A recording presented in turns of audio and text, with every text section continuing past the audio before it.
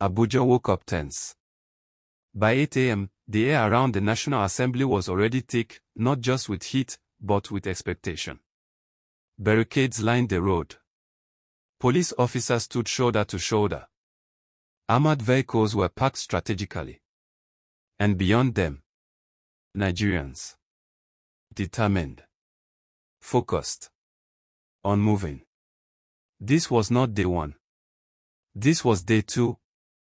And the message was louder.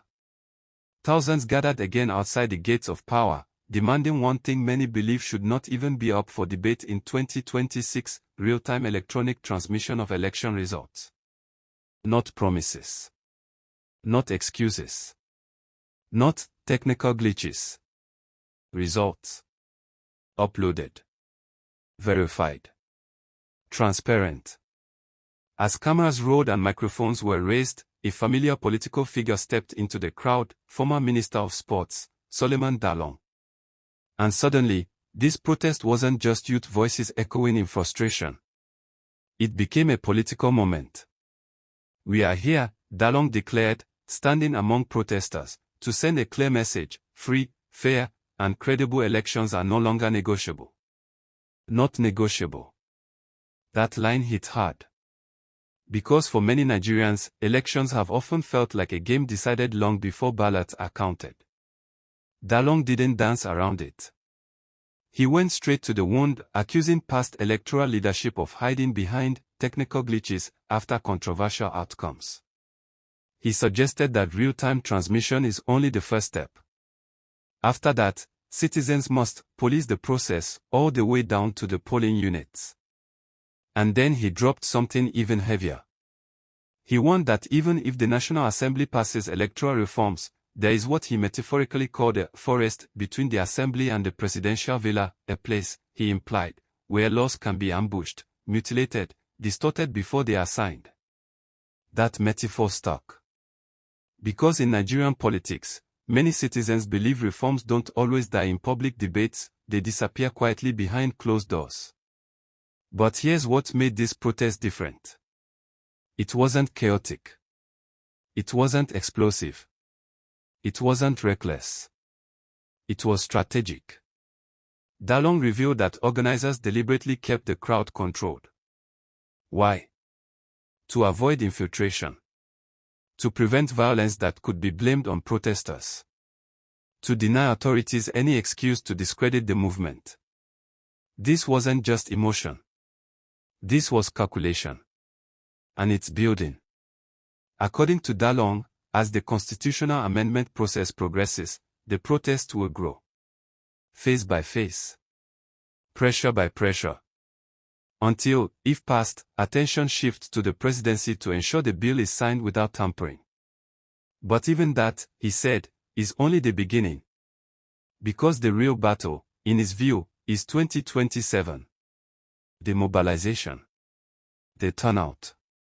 The vigilance. The refusal to accept anything less than credible results. Meanwhile, inside the National Assembly, senators held an emergency meeting. No public resolution. No immediate statement. Just silence. And that silence spoke volumes. Protesters remained outside the barricades. Security remained firm but calm. The tension wasn't explosive, it was simmering. What makes this moment powerful is not just the protest itself. It's the intersection. Grassroots citizens. Former political elites. Live television coverage. Security presence. An ongoing constitutional amendment. An looming 2027 election cycle. This is not just about electronic transmission. It's about trust. Trust in institutions. Trust in lawmakers. Trust in the presidency. Trust in INEC. And that trust, many argue, has been stretched thin. Dalong's participation bridges two words: the insider knowledge and public agitation. He understands legislative procedure. He understands executive politics. And by standing outside the gates instead of inside chambers, he symbolically aligned himself with the demand for reform. Whether that alignment is purely principled or politically strategic is a question viewers can decide for themselves. But one thing is clear. This protest is not random. It is not spontaneous anger. It is not fading tomorrow. It is positioning itself as a long-term movement. And its language is shifting from protest to preparation. Preparation for reform. Preparation for resistance. Preparation for 2027. As the cameras cut back to the studio, the barricade still stood. The crowd still chanted. The police still watched. And somewhere inside the Senate chamber, decisions were being discussed that could shape the next election cycle. The real question now isn't whether Nigerians can protest. It's whether the system will listen. Because if this movement grows the way organizers suggest, they too might eventually be remembered not as a protest, but as the opening chapter of a deeper political recalibration. Stay tuned. The story isn't over. It's just entering its next phase.